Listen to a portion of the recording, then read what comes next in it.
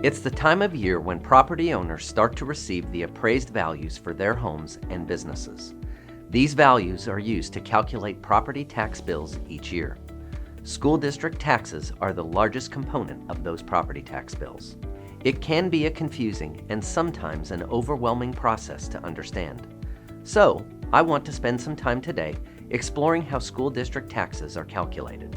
This past year, most homeowners saw a decrease in their property tax bills because voters approved a constitutional amendment in November to increase the homestead tax exemption from $40,000 to $100,000. This reduction is a short-term benefit because property in Texas continues to gain value, and over time, the taxable value of our homes will grow. The appraised value of your property is one factor impacting your overall tax bill.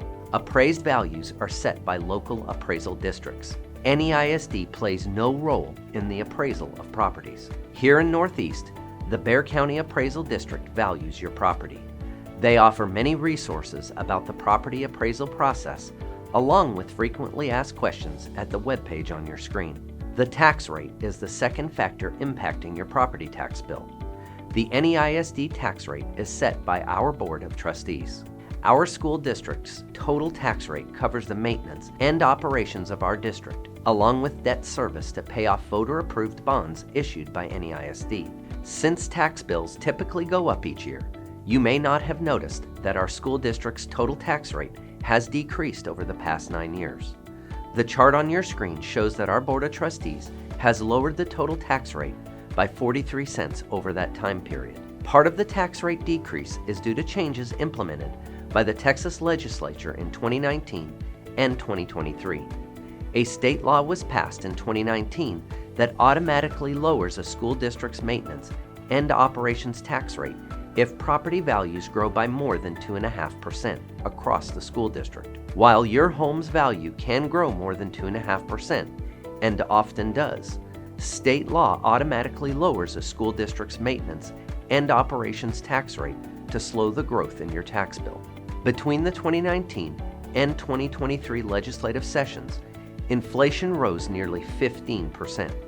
So, when you saw rising costs for your family, NEISD did too. The state started the 88th legislative session with a surplus close to $33 billion.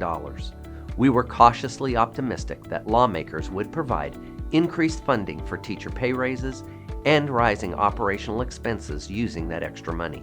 But after a regular session and 4 special sessions, school districts received very little new money. You'll recall stewardship is one of the 4 priorities of our Balanced District Scorecard. As we strive to make fiscally responsible decisions with stewardship in mind, rising costs and no significant new money from the state make it a challenge. The bulk of the legislature's additional investment in public education went toward buying down property taxes.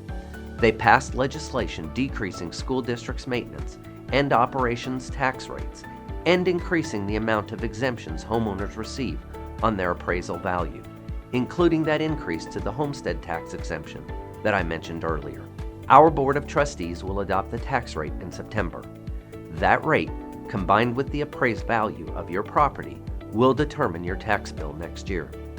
You can learn more about property taxes and our district's budget through our financial transparency webpage at the link below.